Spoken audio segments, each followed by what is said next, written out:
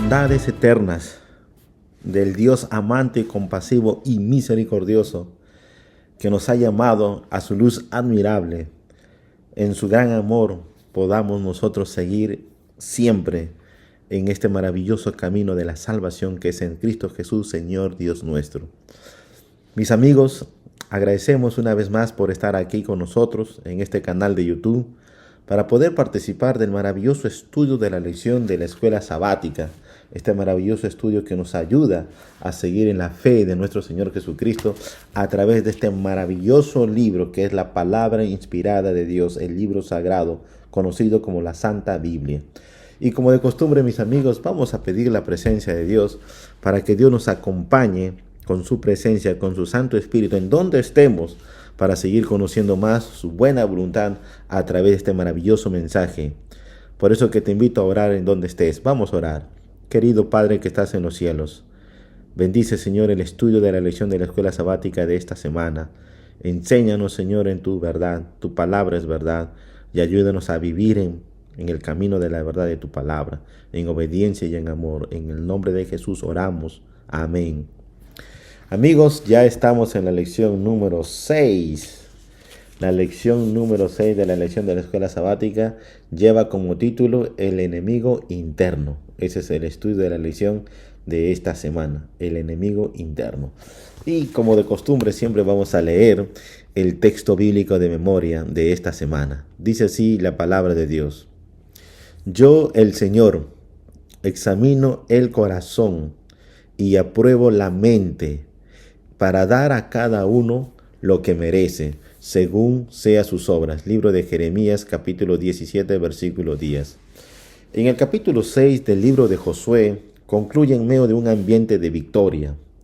Los israelitas han capturado y destruido la ciudad de Jericó, y Rahab y la familia han sido rescatadas en cumplimiento de la promesa de los espías.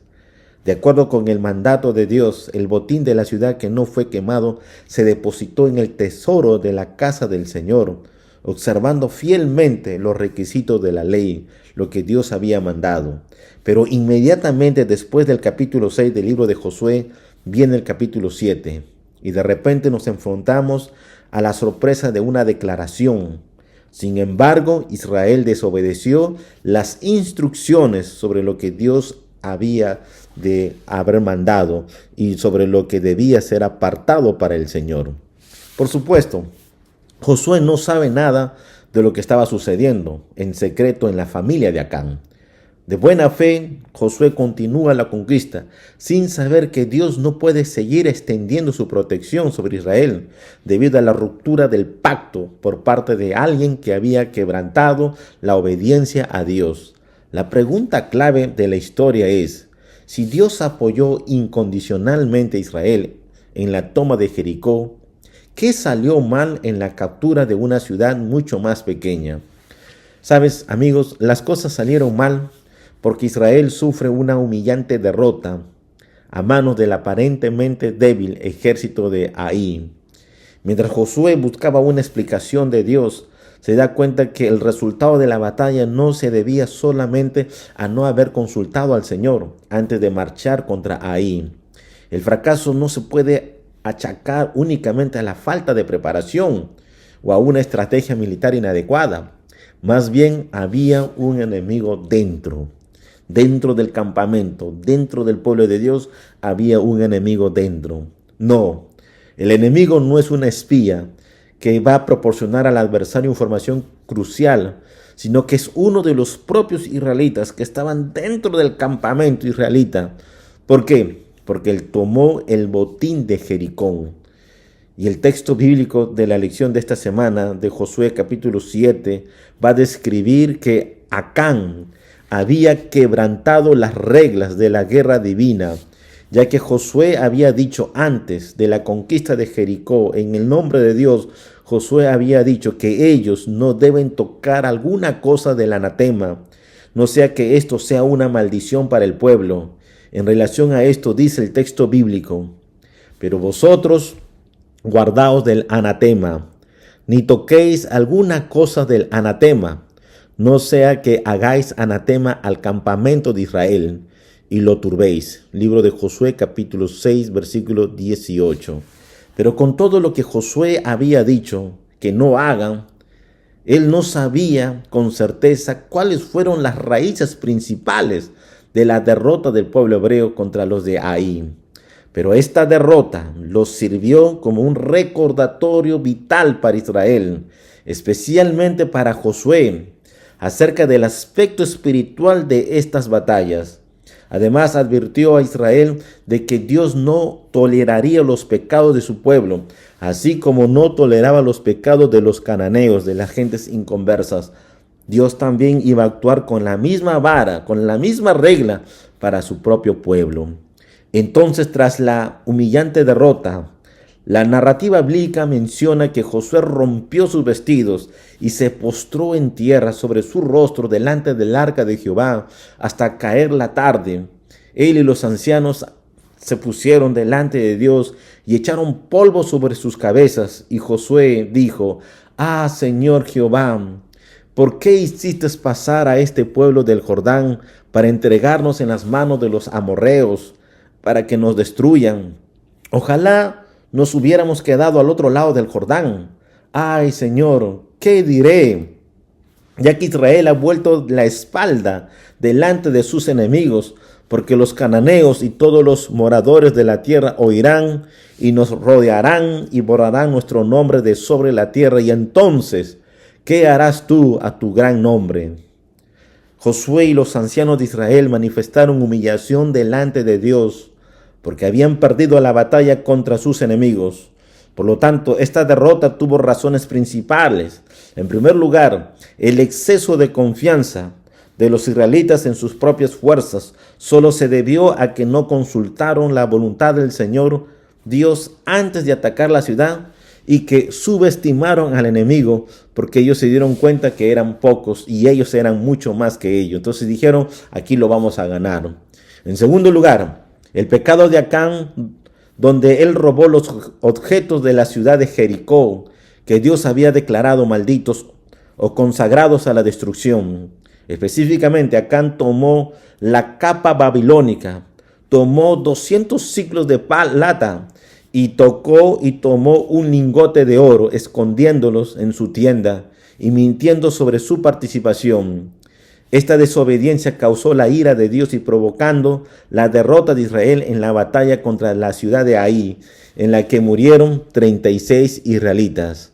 Es ahí donde Josué estaba postrado en tierra sobre su rostro delante del arca de Jehová, que Dios habla a Josué y le dice por qué Israel había perdido la guerra contra los de Ai. Sobre este momento especial de conversación entre Dios y Josué, la narrativa bíblica dice: «Y Jehová dijo a Josué: levántate, ¿por qué te postras así sobre tu rostro? Israel ha pecado y aún han quebrantado mi pacto que yo les mandé, y también han tomado del anatema, y hasta han hurtado, han robado, han mentido, y aún lo han guardado entre sus enseres. Por esto los hijos de Israel no podrán hacer frente a sus enemigos, sino que delante de sus enemigos volverán la espalda, por cuanto han venido a hacer anatema. Ni estaré más con vosotros, si no destruyeres el anatema de entre vosotros.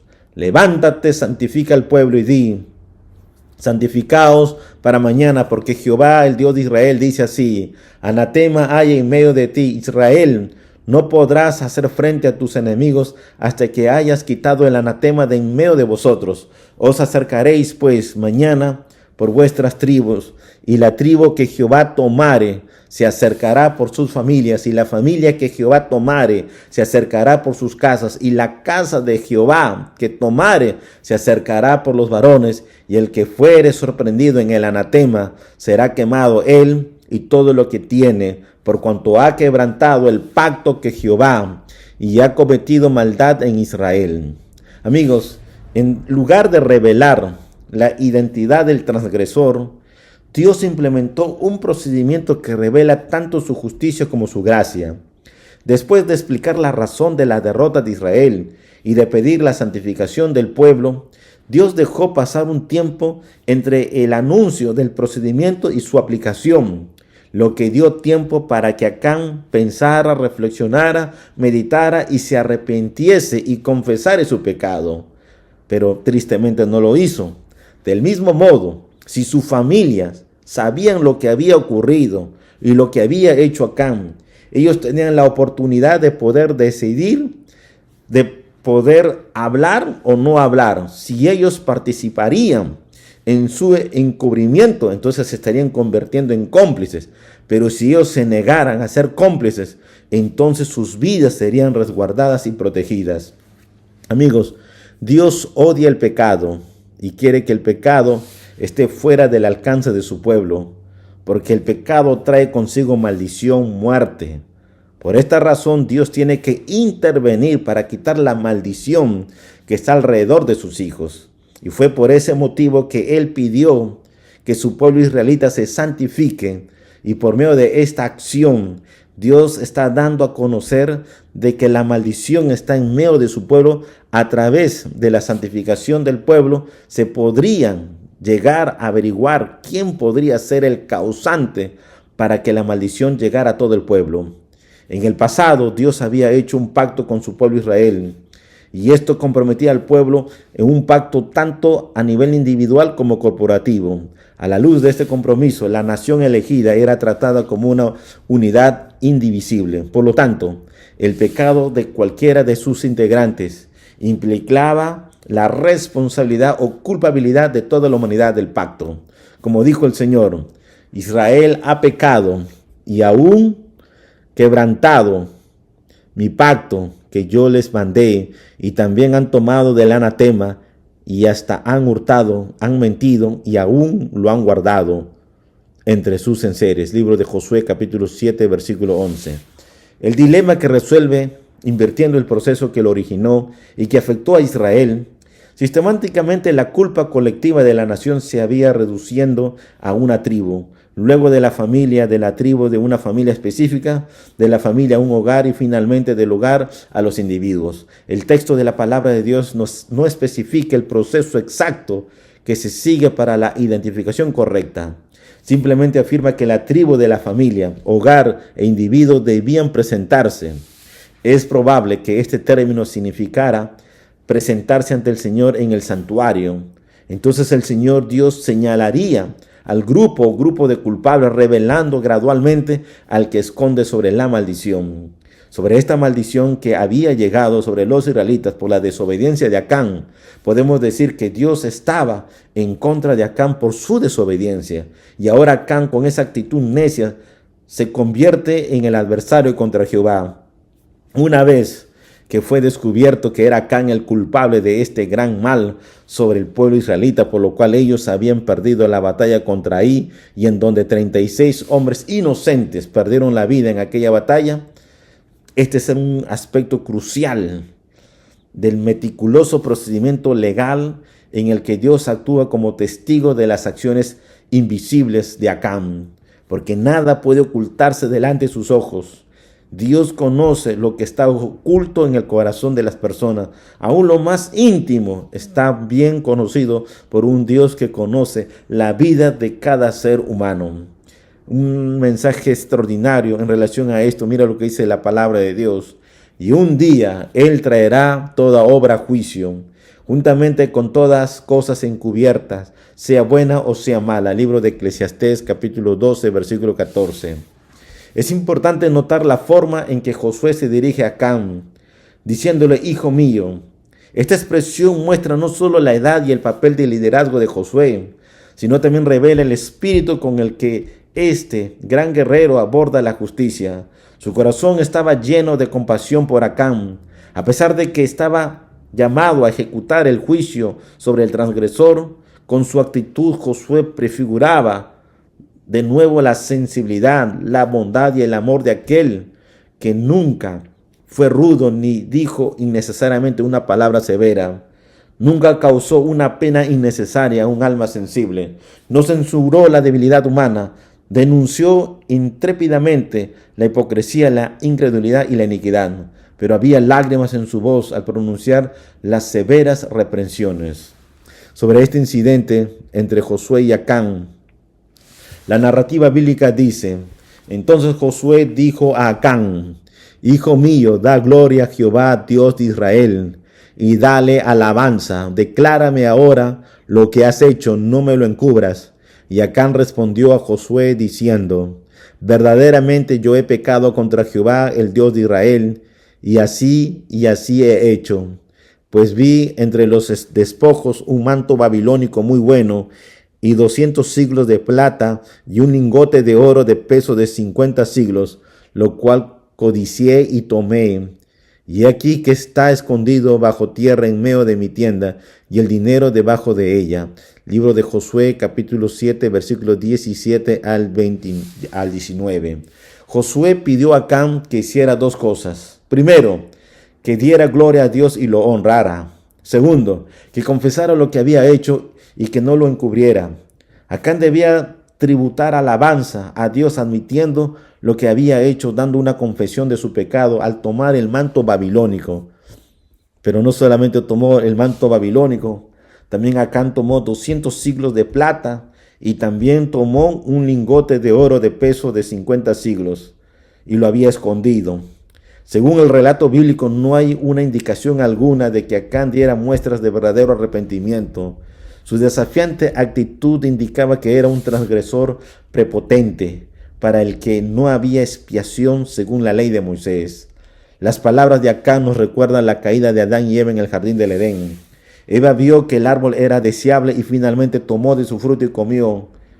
En su confesión, Acán admitió que vio el botín, un hermoso manto babilónico, vio 200 siglos, hablando de 2.3 kilogramos de plata y un lingote de oro de 50 siglos. Entonces Acán codició y lo tomó y lo guardó y lo escondió. Al igual de Adán y Eva, la decisión de Acán reveló que la codicia es el pecado de la incredulidad, pues significa dudar de que Dios deseaba lo mejor para sus criaturas y sospechar que les oculta deleites extraordinarios que solo pertenecen al ámbito de la deidad. Además de la alusión de la caída de Adán y Eva, el texto bíblico señala un marcado contraste entre la actitud de Rahab y la de Acán. Mira esta historia extraordinaria que hemos estudiado hace varias semanas, la historia de Rahab. Rahab llevó a los espías a la azotea y los escondió de los soldados. Pero por otra parte, Acán tomó cosas prohibidas y las escondió en el campamento. Siguiendo la historia bíblica de Rahab, Rahab actuó bondadosamente con los espías israelitas y los ayudó a lograr la victoria cuando escondió a estos dos espías en su casa en la azotea. En cambio, Acán trajo problemas a Israel con su avaricia y fue responsable de la derrota de su pueblo. Al ver que Israel iba a conquistar a Jericó en la historia de Rahab, porque Dios lo había entregado en sus manos, Rahab hizo un pacto con los israelitas para no perecer y que fuera librada ella y la casa de su padre. A diferencia de Acán, él rompió el pacto con Dios por su desobediencia al tomar el manto babilónico que Dios había dicho que no lo hagan. Amigos, por consiguiente, Rahab libró su vida y la de sus familiares, quienes se convirtieron en ciudadanos respetados en Israel. Pero a diferencia de Acán, Acán se condenó a sí mismo y a su propia familia a la muerte y se convirtió en un ejemplo de vergüenza. Sobre este momento triste y trágico en la vida de Acán y la de su familia, el Espíritu de Profecía dice que Acán reconoció su culpa, pero lo hizo cuando ya era demasiado tarde para que su confesión le beneficiara. Había visto a los ejércitos de Israel regresar de ahí derrotados y desalentados, pero no se habían adelantado a confesar su pecado. Había visto a Josué y a los ancianos de Israel postrarse en tierra con indecible congoja. Si hubiera confesado entonces, habría dado cierta prueba de verdadero arrepentimiento, pero siguió guardando en silencio en su corazón estas cosas. Acán había escuchado la proclamación de haberse cometido un gran delito y hasta había oído definir claramente su carácter, pero sus labios quedaron sellados. Luego se realizó la solemne investigación. Cómo se estremeció de terror su alma cuando vio que se señalaba su tribu, luego de su familia y finalmente su casa. Pero ni aún entonces dejó oír su confesión hasta que el dedo de Dios lo señaló. Entonces su pecado ya no pudo ocultarse. Reconoció la verdad. Cuán a menudo se hacen semejantes confesiones. Hay una enorme diferencia entre admitir los hechos una vez probados y confesar los pecados que solo nosotros y Dios conocemos. Acán no hubiese confesado su pecado si con ello no hubiera esperado evitar las consecuencias. Pero su confesión solo sirvió para demostrar que su castigo era justo. No se había arrepentido genuinamente de su pecado, ni sintió contrición, ni cambio de propósito, ni aborrecimiento del mal. Tristemente, amigos, vemos aquí en la historia de Acán que Acán fue apedreado, él y su familia, porque su familia también estuvo involucrada porque ocultaron lo que Acán había hecho. Pero refleja la triste realidad de que cuando el ser humano se separa de Dios y cuando se une al mundo y sus deseos, vamos a correr la misma suerte. Teniendo en cuenta la clara enseñanza del Antiguo Testamento de que los hijos de Dios no debemos ser castigados por los pecados de los padres, queda claro que los hijos de Acán estaban de alguna manera implicados en la verdad. Por eso que pasa esas consecuencias de la muerte de la familia de Acán. Y lo mismo pasa en nuestro tiempo. Nosotros como hijos no podemos encubrir los pecados.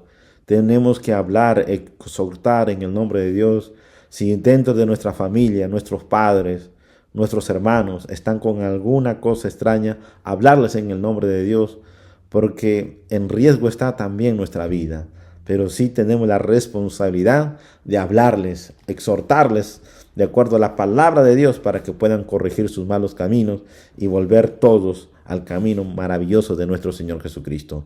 Probablemente sabían que Acán había ocultado en el suelo de la tienda de sus padres y participaron activamente en el encubrimiento de la transgresión, incurriendo en una culpa equivalente a la de Acán. La familia había encubrido todo esto. El periodo de espera hasta la mañana siguiente y el meticuloso procedimiento les brindaron suficientes oportunidades para confesar sus pecados y presentarse ante el juicio, como sugiere el principio de enviar los pecados delante de ellos al juicio. Pero tristemente, ni Acán ni su familia aprovecharon la oportunidad de gracia para arrepentirse y por esta razón perecieron. Básicamente, amigos, el pecado de Acán es el pecado de la codicia.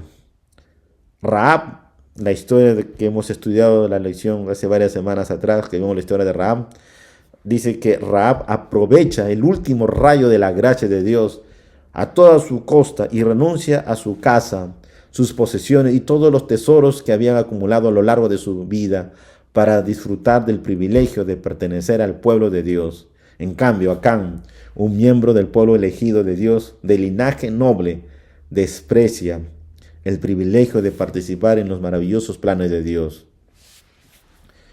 Acán es una historia trágica. Rahab es una historia condenada, pero restablecida por la gracia del Señor Jesucristo.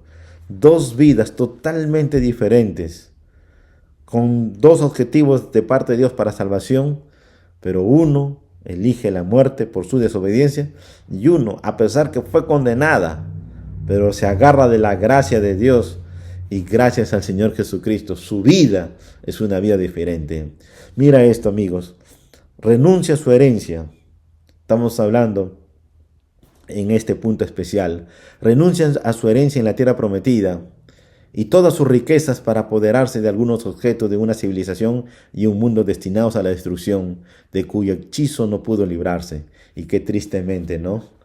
Acán tomó esa suerte, renunció a ese privilegio de la herencia de la tierra prometida y las riquezas. Se agarró de esas riquezas de este mundo en el cual le ofrecía, pero de qué le sirvió de nada. Porque todo lo que el hombre hace en contra de Dios solo es muerte. Desde la perspectiva bíblica, nosotros también estamos al borde de la tierra prometida.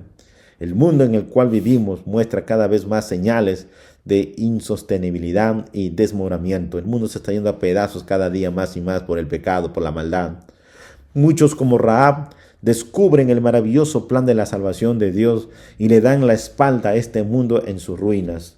Reciben la gracia de Dios y dejan que Dios les ayude.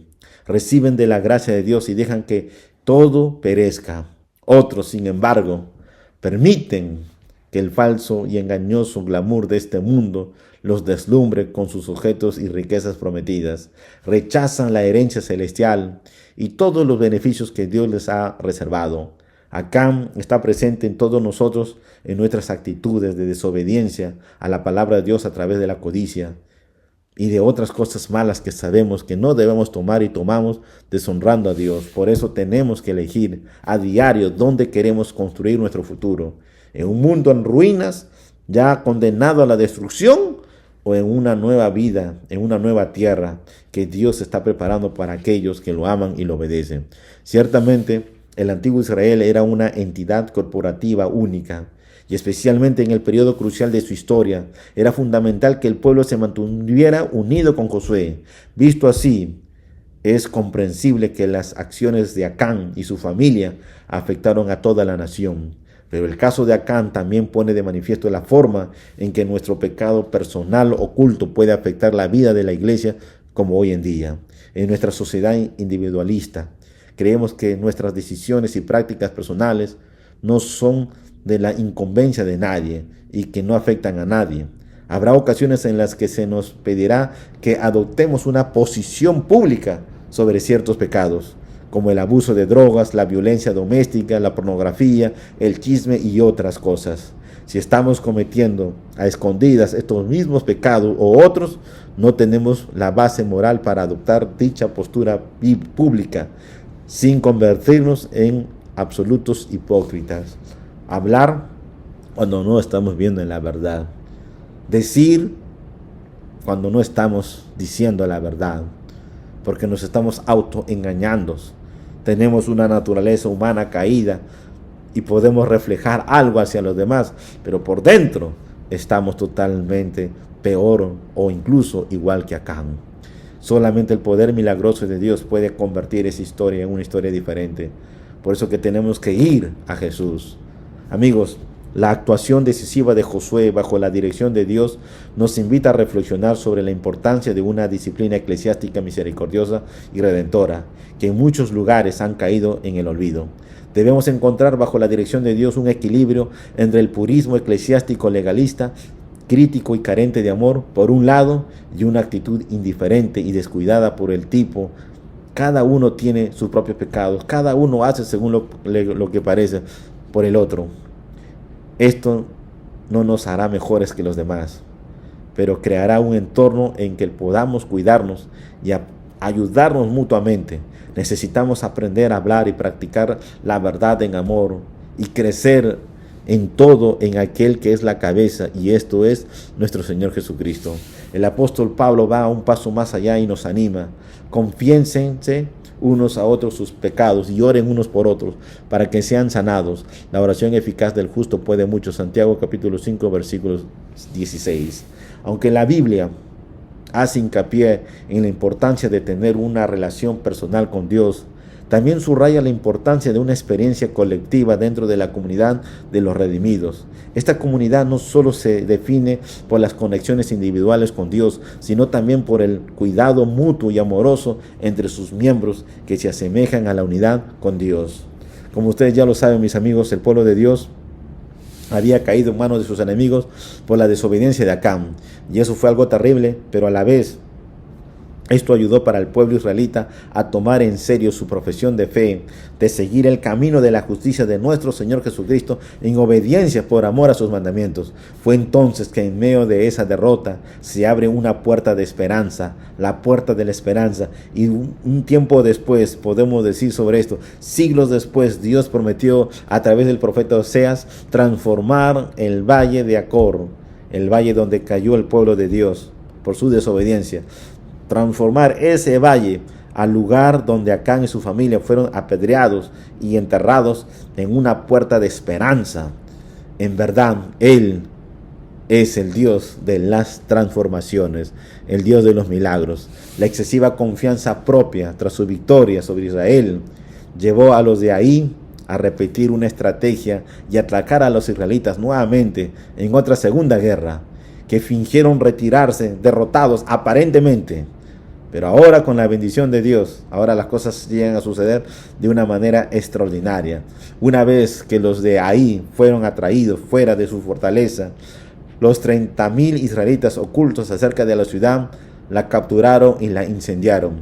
Esta victoria que el pueblo logró contra los de Ai, sus enemigos, deja claro que la victoria no fue el resultado de la estrategia, sino que el Señor mismo entregó la ciudad a los israelitas. ¿Por qué? Porque el pueblo había vuelto nuevamente en obediencia, en amor, en entrega al Dios Todopoderoso. El pueblo estaba listo, no meticulosamente con los armamentos bélicos, con la espada, con los escudos, con las flechas, no.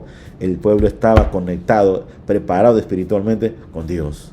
El momento decisivo de la batalla se produjo cuando los hombres de Ai abandonaron la ciudad y comenzaron a perseguir a los israelitas.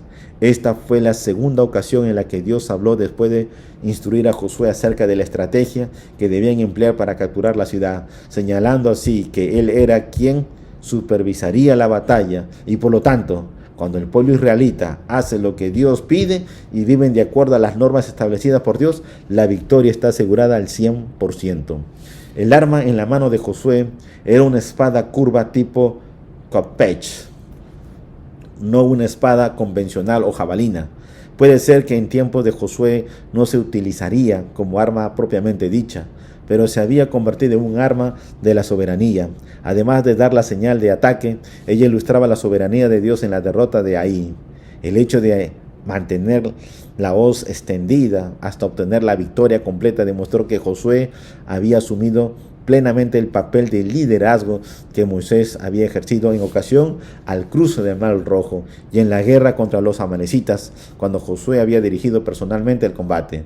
La clave del éxito estuvo en la fe de Josué en la palabra del Señor y en su inquebrantable obediencia a ella. El principio se destaca en esta historia algo muy interesante, que es algo válido para nosotros, el obedecer la palabra de Dios, y en donde nosotros nos encontramos, residimos, o en cualquier otra cosa que podamos encontrar en sus desafíos, mantener ese principio, la palabra autoritativa de Dios, para poder seguir la norma establecida que Dios quiere que hagamos en esta tierra. Amigos, este estudio de la narrativa bíblica de Acán y más de uno llama a la reflexión a no codiciar, a no dejarnos llevar por la impresión de cosas que nuestros ojos puedan ver y que aparentemente puede ser bonito para nuestros ojos, pero por detrás y por dentro de esa cosa hay algo destructivo para nuestra vida espiritual. Dios nos ha dado evidencias a través de su palabra, lo que es bueno y lo que es incorrecto y desagradable ante sus ojos. Y la norma establecida de Dios para nuestra vida es ser llenado del poder del Espíritu Santo al aceptar a Jesús con todo nuestro corazón, con toda nuestra alma y con toda nuestra mente, y a vivir con Él y a experimentar su maravillosa gracia transformadora todos los días de nuestra vida, y por amor también obedecer lo que Él ha establecido a través de los 10 mandamientos, que es la norma de fe y de práctica para todo aquel que quiere sujetarse y someterse a la maravillosa gracia de nuestro Dios Todopoderoso. El que dice que permanece en Él debe andar como Él anduvo. 1 Juan capítulo 2, versículo 6.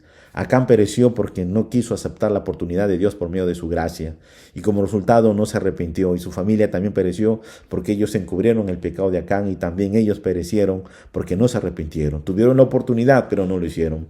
Por eso, mis amigos, no permitamos que las actitudes de Acán nos lleven a no reconocer nuestro pecado, sino más bien ir a Dios como estamos en nuestra vida imperfecta, llena de pecado, de dolor y cualquier codicia que hemos acariciado en algún momento con nuestros ojos, lo hemos tomado y lo hemos escondido por mucho tiempo en nuestro corazón. Y cualquier sea el pecado, Dios, cuando vamos a Él, Dios se va a compadecer de nosotros. Cuando nos arrepentimos, Dios se va a compadecer de nosotros y nos perdonará en el nombre de Jesús. Mientras tenemos la oportunidad, volvémonos a Dios y Él se volverá a nosotros. Amigos, vamos a orar para que Dios nos ayude a estar a cuentas con Él y a vivir en paz con Él, con nuestro prójimo, con nuestros amigos, con nuestras personas que están alrededor de nosotros, y vivir un camino de la salvación, un camino que sigamos siendo ejemplo de luz como Dios quiere que seamos una luz al mundo, teniendo a Jesús en el corazón, viviendo en paz con Dios y con nuestro prójimo, vamos a ser una luz de bendición para muchas personas. Si hacemos esto, entonces vamos a recibir la santificación, el perfeccionamiento que viene solamente de Él, y nos prepararemos para poder decir: he aquí el que viene, en el nombre del Señor Jesucristo. Mirándolo al venir, abriendo nuestros brazos, nuestras manos extendidas, mirando al cielo, poder ver al Rey de Reyes y Señor de Señores. Ese es el anhelo de Dios. Por favor, querido amigo, librámonos de las actitudes de Acán. Confesemos nuestros pecados. Hoy es el momento. Conectémonos con Dios. Dejemos el mundo atrás. Pidámosle perdón. Dios nos va a perdonar. Y acerquémonos a ese maravilloso trono de gracia que Dios está esperando para redimirnos, transformarnos y en el nombre de Jesús obtener grandes victorias para seguir adelante en la fe de Jesús. Si tú lo quieres, abre el corazón a Jesús y oremos en el nombre de nuestro Señor Jesucristo. Querido Padre que estás en los cielos, ayúdanos a no vivir la experiencia de Acán. Si estamos viviendo la experiencia de Acán, ayúdanos a abandonar el pecado, codicia, aquellas cosas internas que están en nuestro corazón. Ayúdanos a encontrar el refugio ahora, en este momento. Poder arrepentirnos, confesándote, Señor, lo que hemos hecho, lo que hemos pecado, y recibir de ti la oportunidad de la gracia, de la oportunidad para poder ser santificados y revestidos de tu gloria, para hacer el anhelo del sueño divino, una luz en el nombre de Jesús para nuestros hermanos, amigos, familiares, para esta generación. Ayúdanos, Dios, ser hijos de luz y caminar en el camino de Jesús.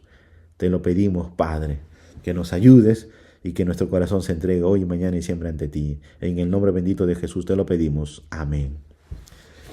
Que Dios te bendiga y muchas gracias por estar con nosotros en este maravilloso repaso de la lección de la escuela sabática. Que Dios te bendiga. Nos vemos. Bye.